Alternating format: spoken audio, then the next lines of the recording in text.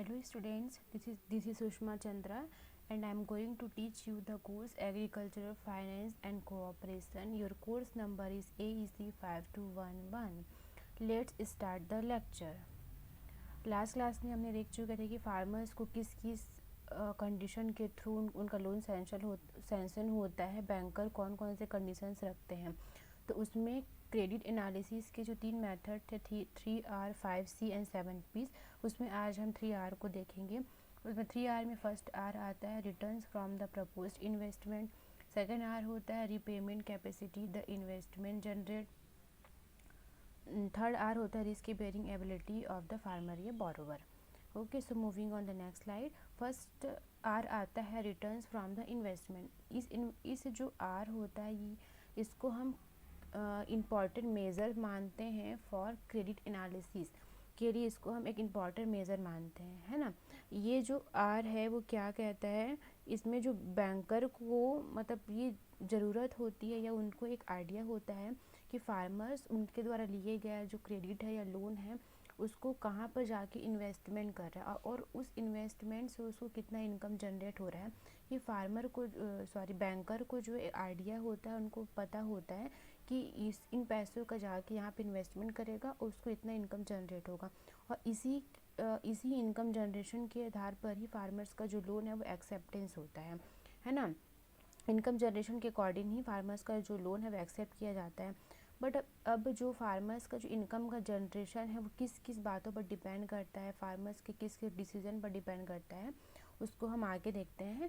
तो इसमें आता है व्हाट टू ग्रो, मतलब फार्मर जो है अपने फील्ड में क्या चीज़ ग्रो कर रहे हैं वो मोस्ट इम्पॉर्टेंट है उनके इनकम जनरेशन के लिए। अगर फार्मर ऐसे चीज़ का ग्रो कर रहे हैं जिसका प्रोडक्शन कम होता है तो इनकम जनरेट कम होगा। अगर फार्मर ऐसी चीज़ को ग्रो कर रहे हैं जिसका मार्केट में प्राइस कम है तब उनको इनकम जनरेट कम होगा। तो फार्मर के लिए बहुत ज़रूरी है कि वो ये डिसाइड करें कि उनको अपने फील्ड में क्या क्रॉप उगाना है या उनको कौन कौन से इंटरप्राइजेस को अपने फील्ड में डालना है जिससे उनका इनकम जनरेशन बढ़े। तो ये डिसाइड करना फार्मर्स के लिए बहुत ज़रूरी होता है।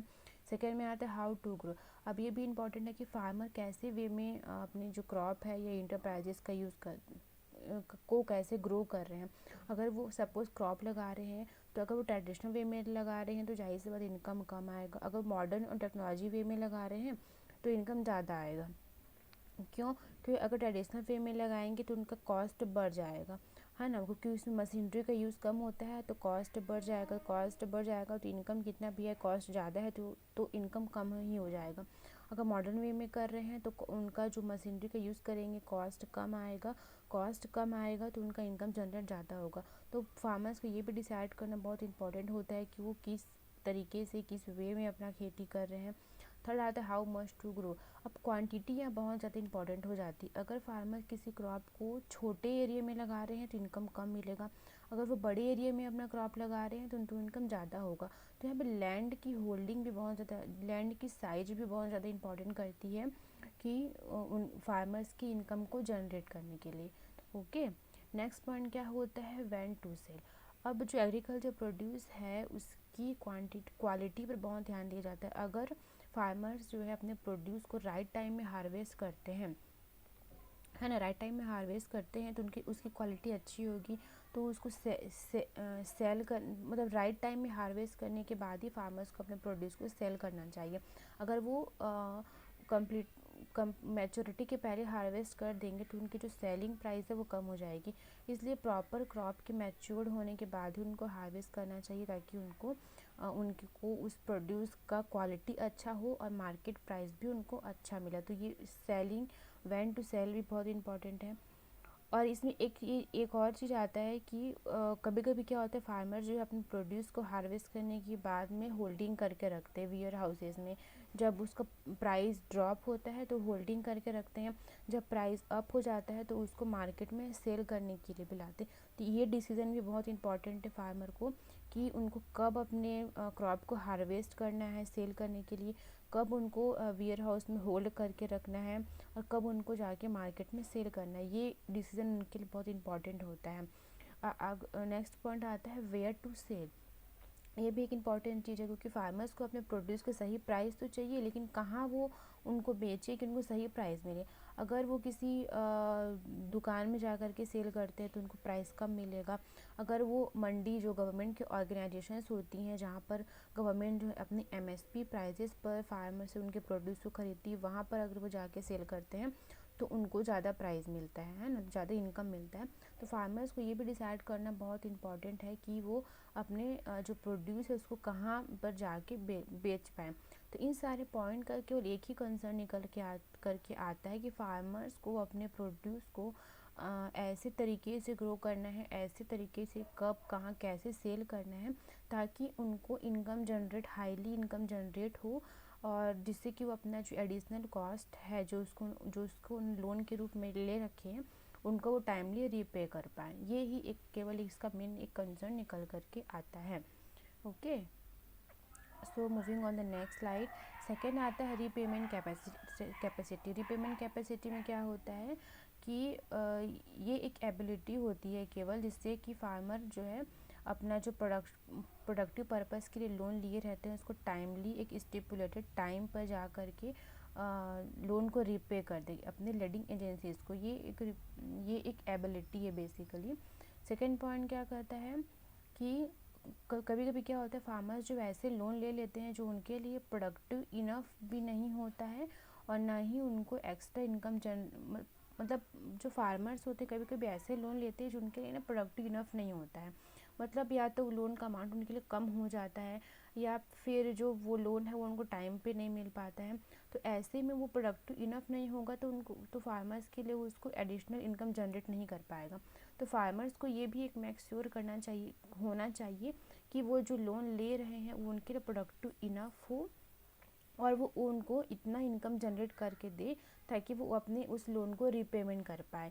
ये फार्मर्स को लोन लेते वक्त उनको ये डिसाइड करना चाहिए, डिसीजन उनका होना चाहिए कि ये इस लोन से हम इतना इनकम जनरेट कर पाएंगे, ये लोन हमारे लिए इतना प्रोडक्टिव इनफ होगा, ये उनको डिसाइड करना चाहिए। तो रिपेमेंट कैपेसिटी के अंदर ये भी आता है कि लोन का अमाउंट भी फार्मर अपने अकॉर्डिंग सही तरीके से चूज़ करें ताकि वही लोन का अमाउंट उनको आगे चल के लोन को रिपेमेंट करने में हेल्प करे, है ना। और ये जो रिपेमेंट कैपेसिटी है बहुत सारे फैक्टर्स पर डिपेंड करती है, लाइक क्वांटिटेटिव फैक्टर्स पर, क्वालिटेटिव फैक्टर्स पर, बहुत सारे फैक्टर्स पर डिपेंड करती है, जिसको हम नेक्स्ट स्लाइड में देखते हैं।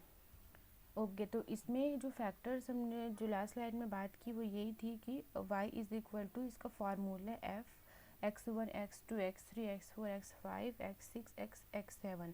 तो यहाँ पे y जो है डिपेंडेंट वेरिएबल है ना, इसको हम कैलकुलेट कर रहे हैं, डिपेंडेंट वेरिएबल है रिपेमेंट कैपेसिटी का, और इंडिपेंडेंट वेरिएबल यहाँ पर x1 to x4 तक है जो क्वान्टिटेटिव फैक्टर है, और x5 से x7 तक क्वालिटेटिव फैक्टर्स हैं।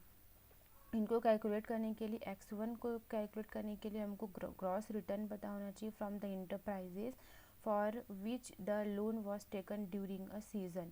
x2 के लिए वर्किंग एक्सपेंसेस होता है, x3 के लिए फैमिली कंजप्शन है, x4 के लिए अदर लोन ड्यू टू, और x5 के लिए लिटरेसी, x6 के लिए मैनेजरियल स्किल, और x7 के लिए moral characters like honesty, integrity, ये सारी चीज़ें आती हैं। इनको हम पुट करके डिपेंडेंट वेरिएबल निकाल सकते हैं। Okay, so moving on the next slide, इसमें ये कहता है कि अगर फार्मर को कभी कभी ऐसा होता है कि अगर उसके रिटर्न तो हाई आ रही है, रिटर्न उसको अच्छा खासा मिल रहा है, फिर भी वो रिपेमेंट नहीं कर पाते हैं, फिर भी रिपेमेंट कैपेसिटी उनकी लेस हो जाती है। तो ये किस किस कारण से होता है, तो इसको अगर ऐसा क्यों हो रहा है इसको हम एस्टिमेट करने के लिए क्या करते हैं, इसका एस्टिमेशन, रिपेमेंट कैपेसिटी के एस्टिमेशन किस बात पे वेरी करता है, क्रॉप लोन्स पर। अगर उन्हें जो क्रॉप लोन लिया है वो सेल्फ लिक्विडेटिंग लोन्स है, या जो टर्म लोन लिया है वो पार्शियली लिक्विडेटिंग लोन्स है, इस बात पर डिपेंड करते हैं क्योंकि अगर रिटर्न हाई आ रहा है फिर भी वो क्रॉप को रिपेमेंट कैपेसिटी उनकी लेस है, तो उसको हम एस्टिमेशन इन्हीं मेथड से करते हैं। तो फर्स्ट है इसमें repayment capacity for crop loans. अगर फार्मर्स ने क्रॉप लोन लिया है तो उसकी रिपेमेंट कैपेसिटी कैसे निकालेंगे, gross income minus working expenses excluding the proposed crop loan plus family living expenses plus other loans due plus miscellaneous expenditure. इस फार्मूले के थ्रू हम उसकी repayment capacity for crop loan निकालेंगे। ओके, और अगर फार्मर ने टर्म लोन्स ले रखे हैं तो उसके लिए फार्मूला क्या होगा, gross income minus working expenses plus family living expenses plus other loans due plus miscellaneous expenditure plus annual instalment due for term loan. तो ये जो है अगर फार्मर्स ने टर्म लोन लिया तो उसके लिए वाले फार्मूले से हम रिपेमेंट कैपेसिटी निकालेंगे। Okay, so moving on the next slide. अब आता है causes for the poor repayment capacity of Indian farmers, कि हमारे इंडियन फार्मर्स में क्यों पुअर रिपेमेंट कैपेसिटी पाया जाता है।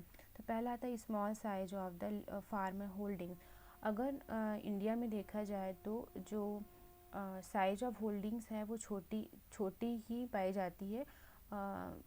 कुछ कुछ स्टेट्स में लार्ज साइज होल्डिंग होती है, बट कुछ कुछ स्टेट्स में स्मॉल साइज ऑफ होल्डिंग्स पाई जाती है due to fragmentation of the land के फ्रेगमेंटेशन से या बंटवारे की वजह से भी कह सकते हैं। फार्मर साइज जो है वो छोटा हो जाता है। इससे फार्मर्स के पास में अब जो फार्मिंग की साइज छोटी है तो उसमें वो उनके पास एरिया कम हो जाता है क्रॉप लगाने के लिए। तो जाहिर सी बात है अब एरिया कम है तो प्रोडक्शन भी कम होगा, प्रोडक्शन कम होगा तो इनकम जनरेशन भी कम होगा। तो डायरेक्ट कनेक्टेड है कि इनकम जनरेशन कम होगा तो रिपेमेंट कैपेसिटी भी कम हो जाएगी। सेकेंड में आता है लो प्रोडक्शन एंड प्रोडक्टिविटी। फार्मर्स अगर जो है अपने इनपुट का सही टाइम में यूज़ नहीं कर पाते हैं तो प्रोडक्शन कम होगा ही, प्रोडक्टिविटी कम होगी। अगर वो सही टाइम में इरिगेशन नहीं दे रहे, सही टाइम में फर्टिलाइज़र एप्लीकेशन नहीं कर रहे हैं, सही टाइम में डिजीज़ मैनेजमेंट नहीं कर रहे हैं, सही टाइम में इंसेक्ट मैनेजमेंट नहीं कर रहे हैं, तो प्रोडक्शन लेवल जो है ऑटोमेटिकली कम हो जाता है। थर्ड में आता है हाई फैमिली कंजम्पशन। अगर फार्मर्स की फैमिली बड़ी है तो कंजम्पशन भी ज़्यादा होगा, है ना। इस वजह से भी फार्मर्स का जितना इनकम है वो कंजम्पशन में ही चला जाता है। इस वजह से वो रिपेमेंट नहीं कर पाते अपने लोन का। फोर्थ में आता है low prices and rapid fluctuations in prices of agricultural commodities. Agriculture commodities जो ऐसी चीज़ होती है जिसका प्राइस हमेशा फ्लक्चुएट करते रहता है मार्केट में। कभी उसका प्राइस एक ही जगह पे स्टैंड नहीं रहता, हमेशा फ्लक्चुएट करते रहते हैं। तो अगर जो फार्मर है सपोज़ उसने गलती से या ऐसी क्रॉप लगा ली जिसका प्राइस मार्केट में कम है, तो हार्वेस्टिंग के बाद भी उसको जो है कम प्राइस मिलेगा, उसको इनकम तो कम ही मिलेगा ना। तो ये भी एक प्रॉब्लम हो जाता है फार्मर्स के लिए, प्राइस फ्लक्चुएशन, इससे उनका इनकम जनरेट नहीं हो पाता है। फिफ्थ में आता है using credit for unproductive purpose. अब फार्मर ने जो क्रेडिट लिया है अगर वो उसको अनप्रोडक्टिव पर्पस के लिए यूज़ करेंगे तो फिर उनका प्रोडक्शन हाई कैसे होगा, प्रोडक्शन कैसे बढ़ेगा, ये भी एक प्रॉब्लम होता है। सिक्स में आता है लो फार्मर्स इक्विटी। अगर फार्मर्स की इक्विटी लो है तो उनका प्रोडक्शन भी, फार्मर्स की इक्विटी लो है तो फिर वो रिपेमेंट कर ही नहीं पाएंगे, है ना। उनका इक्विटी लो है तो वो नेटवर्थ कम है तो रिपेमेंट कैपेसिटी भी कम होगी। Lack of adoption of improve technology. अगर फार्मर जो है इम्प्रूव टेक्नोलॉजी का यूज़ नहीं कर पा रहे हैं, उनको अडॉप्ट नहीं कर पा रहे हैं, ये भी एक रीज़न होता है पुअर रिपेमेंट कैपेसिटी का। अगर वो इम्प्रूव्ड टेक्नोलॉजी का यूज़ नहीं कर पाएंगे तो उनका प्रोडक्शन कम होगा ही होगा, जिसकी वजह से इनकम कम आएगा, है ना। एट में आता है poor management of limited farm resources.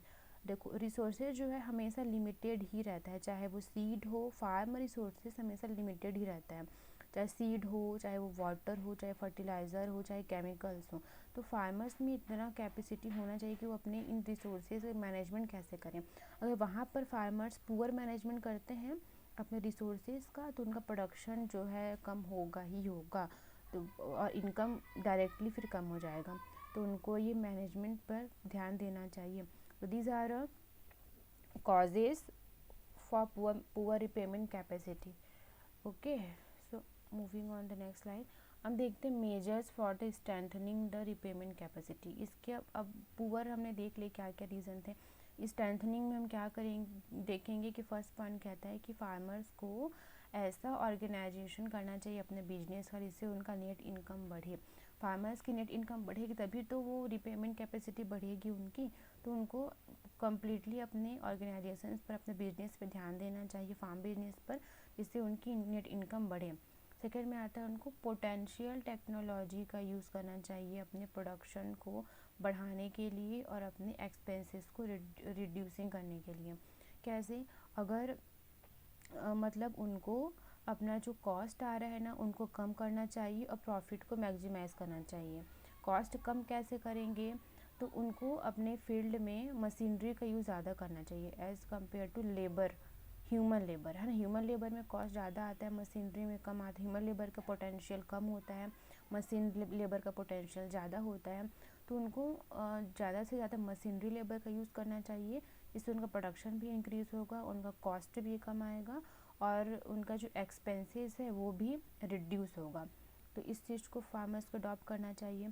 Third में आता है removing the imbalances in the resource availability.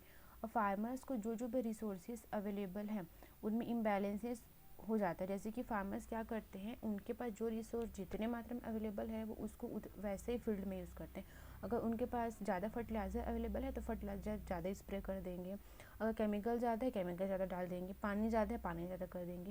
तो इससे क्या होगा, इम्बैलेंस कॉज होता है फील्ड में और क्रॉप प्रॉपर ग्रो नहीं कर पाती है।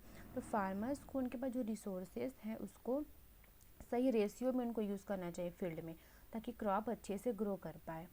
ओके, नेक्स्ट पॉइंट कहता है मेकिंग द शेड्यूल। फार्मर्स को क्या करना चाहिए, उन्होंने जो लोन ले रखा है ना उसको अपनी इनकम के अकॉर्डिंग में एक शेड्यूल बना करके रिपेमेंट करना चाहिए। इससे क्या होगा, उनका रिपेमेंट भी होते रहेगा, उनको ज़्यादा टेंशन भी नहीं रहेगी और जो लोन है वो जल्दी से जल्दी रिपे हो जाएगा। तो एक शेड्यूल बनाना चाहिए। फिफ्थ में आता है कि नेटवर्थ अपना बढ़ाना चाहिए, इम्प्रूव करेंगे तभी तो जा कर के अपना रीपेमेंट कैपेसिटी को बढ़ा पाएंगे। अपना इनकम बढ़ाना बहुत ज़रूरी है फार्मर्स को। सिक्स में आता है diversification of the farm enterprises. ये बहुत इंपॉर्टेंट है। देखो, अगर फार्मर जो है एक ही क्रॉप लगा रहा है, अगर एक ही इंटरप्राइजेज पर बेस्ड है तो उनका क्या होगा, इनकम जो है, इनकम एक ही चीज़ पे बेस्ड हो जाएगा। लेकिन अगर वहीं पर फार्मर डाइवर्सिफिकेशन में आ जाएंगे तो उनका इनकम जो है, इनकम के सोर्सेज बहुत सारे हो जाएंगे। अगर फार्मर एक ही क्रॉप लगा रहा है और सपोज़ क्रॉप फेल्यूर हो गया तो इनकम तो नहीं मिल पाएगा। वहीं पर फार्मर अगर 2 से 3 क्रॉप ले रहा है, अगर एक क्रॉप फेल्यूर हो भी गया तो दूसरे या तीसरे क्रॉप से इनकम तो मिलना ही है। तो इसलिए फार्मर्स को इन चीज़ों पर ध्यान देना चाहिए, मतलब उनको डाइवर्सिफिकेशन पर ध्यान देना चाहिए फार्म इंटरप्राइजेस के। एक ही चीज़ पर, एक ही इंटरप्राइज पर इनकम के लिए जो है बेस्ड नहीं होना चाहिए, उनको डाइवर्सिफाई लेके आना चाहिए अपने फील्ड में। सेवन्थ में क्या आता है, उसको फार्मर्स के को मतलब इतने वो भी कैपेबल हों कि वो रिस्क मैनेजमेंट स्ट्रेटजीज अपना के रखें। अब रिस्क मैनेजमेंट स्ट्रेटजीज़ क्या होती हैं, उनको क्रॉप इंश्योरेंस होना चाहिए, एनिमल मशीनरी उनके पास जो भी चीज़ें उनका इंश्योरेंस होना चाहिए, ताकि अगर कुछ भी प्रॉब्लम है तो उनको इंश्योरेंस से उनको हेल्प मिल सके। तो ये जो 7 पॉइंट्स हैं ये फार्मर्स को स्ट्रेंथनिंग कैसे करें अपने रिपेमेंट कैपेसिटी को बढ़ाने के लिए, ये था। Moving on the next slide, third आता है risk bearing ability. Risk bearing ability होता क्या है, तो ये फार्मर्स की ऐसी एबिलिटी होती है जो उनको अगर कोई भी फाइनेंशियल लॉसेस हो उसके बाद भी वो अपने लोन को रीपे करने के लिए खड़े रहें। ये उनकी एबिलिटी रिस्क बियरिंग, इसको रिस्क बियरिंग एबिलिटी कहते हैं, है ना। और जो लोन देने वाले बैंकर्स होते हैं या इंस्टीट्यूशन होता है उनको यही चाहिए होता है कि अगर सपोज़ बोरोवर को या फार्मर को कोई फाइनेंशियल लॉसेस हो फिर भी वो हमारे लोन को रीपे कर दे। यही उनको, ये कैरेक्टरिस्टिक्स उनको चाहिए होता है अपने बोरोवर में, ठीक है। और इसको हम कौन कौन से मेथड से कैलकुलेट कर सकते हैं, तो जो स्टैटिस्टिकल टेक्निक्स होते हैं, कोफिशिएंट ऑफ वेरिएंस है, CV, standard deviation, programming model से हम इसको कैलकुलेट कर सकते हैं। अब टाइप ऑफ रिस्क, फार्मर्स के पास किस किस टाइप के रिस्क होते हैं, तो प्रोडक्शन रिस्क होता है। प्रोडक्शन रिस्क बहुत सारे तरीक़ों से जनरेट हो सकता है। अगर उनके पास सही इनपुट नहीं है या सही टाइम में इनपुट नहीं मिल रहा है या सही टाइम में लोन नहीं मिल रहा है तो प्रोडक्शन रिस्क जनरेट होगा। टेक्नोलॉजिकल रिस्क, अगर टेक्नोलॉजी भी सही टाइम पे नहीं मिल रही है तो भी ये भी रिस्क उत्पन्न हो जाएगा फार्मर्स के लिए। पर्सनल रिस्क, अगर वो खुद भी पर्सनली भी किसी चीज़ को नहीं कर पा रहे हैं तो भी उनके लिए रिस्क हो जाएगा। इंस्टीट्यूशनल रिस्क, मतलब सही टाइम में अगर कोई इंस्टीट्यूशन उनको लोन नहीं दे पा रहा है तो उनके लिए रिस्क बन जाएगा, है ना। क्योंकि क्रॉप को तो सही टाइम में हर चीज़ चाहिए होता है, सही टाइम में इनपुट चाहिए होता है, लेकिन अगर पैसे नहीं रहेंगे तो इनपुट कहाँ से लाएगा फार्मर। तो अगर सही टाइम में पैसे नहीं मिल पाते हैं तो भी एक रिस्क जनरेट होगा। वेदर अनसर्टेनिटी, वेदर, क्रॉप तो पूरे वेदर पर डिपेंड करता है। अगर सपोज़ सोइंग के टाइम में बहुत ज़्यादा बारिश हो गई तो तो क्रॉप जो फेलियर हो जाएगा, या हार्वेस्टिंग के टाइम में ज़्यादा बारिश हो गई, या ऐसे वक्त में जहाँ पानी की ज़रूरत नहीं है ज़्यादा पानी आ गया, या पानी की ज़रूरत है और ड्रॉट आ गया तो क्रॉप जो क्या होता है, क्रॉप जो है फेलियर हो जाता है। तो एक वेदर अनसर्टेनिटी भी एक रिस्क बन जाता है फार्मर्स के लिए। प्राइस रिस्क, अगर फार्मर्स का जो है जो प्रोड्यूस का प्राइस सही तरीके से मार्केट में नहीं मिल पा रहा है तो ये भी उनके लिए एक मेजर रिस्क बन जाता है, क्योंकि इससे उनको बहुत लॉस होता है। तो ये टाइप्स ऑफ रिस्क है या सम सोर्सेज ऑफ रिस्क भी कह सकते हैं इसको। Okay, so moving on the next slide. अब रीपेमेंट कैपेसिटी अंडर रिस्क हम कैसे निकालेंगे, तो इसका फार्मूला है defaulted gross income minus working expenses excluding the proposed crop loan plus family living expenses plus other loans due plus miscellaneous expenditure. अब आता है इसका मेजर्स क्या क्या, strengthening measures for risk bearing ability. तो इसमें पहला आता है अपना जो फार्मर्स को अपना नेट वर्थ या इक्विटी को बढ़ाना चाहिए, बहुत इंपॉर्टेंट है, तभी वो अपना जो रिस्क बेयरिंग कर पाएंगे, हाँ ना, या उनके अंदर ये एबिलिटी डेवलप्ड हो पाएगी रिपेमेंट करने के लिए। सेकेंड में आता है reducing the farm and family expenditure, और जो फार्मर्स हैं उनको अपना फार्म एक्सपेंडिचर भी रिड्यूस करना चाहिए और फैमिली का भी। फार्म एक्सपेंडिचर को तो वो मशीनरी का यूज़ करके, मशीनरी लेबर का यूज़ करके रिड्यूस कर सकते हैं, और फैमिली एक्सपेंडिचर को भी वो प्रॉपर मैनेजमेंट के थ्रू उनको रिड्यूस करना चाहिए। ओके, थर्ड पॉइंट क्या कहता है कि फार्मर्स के अंदर में मॉरल कैरेक्टर होना चाहिए, ऑनेस्टी, इंटीग्रिटी, डिपेंडेबिलिटी, रिस्पॉन्सिबिलिटी, ये कैरेक्टर होगा तभी तो उनके अंदर रिस्क बेयरिंग एबिलिटी भी डेवलप्ड हो जाएगी। तो ये सारे कैरेक्टर होने चाहिए। इन सारे कैरेक्टर्स को एक साथ में क्रेडिट रेटिंग भी कहते हैं, क्योंकि क्रेडिट जो जब लेता है फार्मर्स किसी इंस्टीट्यूशन से, तो वो उनका क्या क्या देखता है, हर चीज़ उनका जो इंस्टीट्यूशन है या बैंकर है फार्मर्स की हर चीज़ को एनालाइज करता है कि इसका कैरेक्टर कैसा है ये, इसमें कॉमन सेंस कैसा है, ये रिपेमेंट कर पाएगा कि नहीं, ये पैसे को कहाँ पर लगा के इन्वेस्ट करेगा, ये सारी चीज़ों को देख, इसके अंदर कितनी ऑनेस्टी है, कितनी इंटीग्रिटी, सारी चीज़ों को देख करके जो बैंक है या इंस्टीट्यूशन को लोन देते हैं, तो ये सारी कैरेक्टर्स भी उनके अंदर होना चाहिए। ठीक है, moving on the next slide. Fourth point क्या कहता है, फार्मर्स को जो है ऐसे इंटरप्राइजेस को अपने जो फिर्म में डालना चाहिए जो रिलायबल भी हो और स्टेबल भी हो, मतलब जिसमें जो है उनको एक सर्टेन अमाउंट का इनकम जो है मिलते रहे फार्मर्स को, इनकम में बार बार फ्लक्चुएशंस ना हो, ऐसे इंटरप्राइजेस को शामिल करना चाहिए अपने फिर्म में। अब ऐसे इंटरप्राइजेस कौन कौन से हो सकते हैं, जैसे कि डेयरी फार्मिंग हो सकता है, जैसे कि ऑर्चर्ड हो सकता है। हाँ, इसमें क्या होता है, एक सर्टेन अमाउंट मतलब फ्लक्चुएशन कम होता है, सर्टेन अमाउंट का जो इनकम है फार्मर्स को मिलते भी रहता है और एक स्टेबल भी हो जाता है, तो ऐसी चीज़ों को फार्मर्स को अडॉप्ट करना चाहिए। फिफ्थ पॉइंट क्या कहते हैं, फार्मर्स के अंदर उनको ऐसी एबिलिटी इम्प्रूव करनी चाहिए जो उनको अच्छे या बुरे दोनों टाइम में भी उनको क्रॉप लोन लेने में हेल्प करे, मतलब क्रॉप लोन वो ले उनका पास अच्छा टाइम है तब भी वो ले पाएँ, बुरा टाइम चल रहा है तब भी वो क्रॉप लोन को ले पाएँ, ऐसी एबिलिटी उनको डेवलप करनी चाहिए, तभी वो रिस्क बेयरिंग एबिलिटी उनकी स्ट्रेंथनिंग हो पाएगी, है ना। 6 पॉइंट क्या कहता है, improving the ability to earn and save money, farmers के अंदर इतनी एबिलिटी हो कि वो जितना अर्न तो कर रहे हैं लेकिन उतना ही वो सेव कर पाए, ताकि फ्यूचर में अगर उनको कोई अनसर्टेनिटी आ गई या क्रॉप फेलियर हो गया या बिजनेस नहीं चल पाया या मार्केट वैल्यू ठीक से नहीं मिल पाई, तो जो सेव मनी है वो उनको रिस्क बियर करने में हेल्प करे या लोन को रिपे करने में उनको हेल्प करे, तो ये चीज़ फार्मर को डेवलप करनी चाहिए। 7th में आता है क्रॉप लाइव स्टॉक मशीन, ये सबको इंश्योरेंस करवा के उनको पहले से रखना चाहिए ताकि कभी भी कोई भी रिस्क आ जाए तो उसको बियर करने में हेल्प हो सके। सो स्टूडेंट्स, आज की क्लास यहीं तक है, आगे जो एनालिसिस का जो 2 मेथड बचा हुआ है 5C एंड 7P, उसको हम नेक्स्ट क्लास में देखेंगे। तब तक के लिए good bye and take care.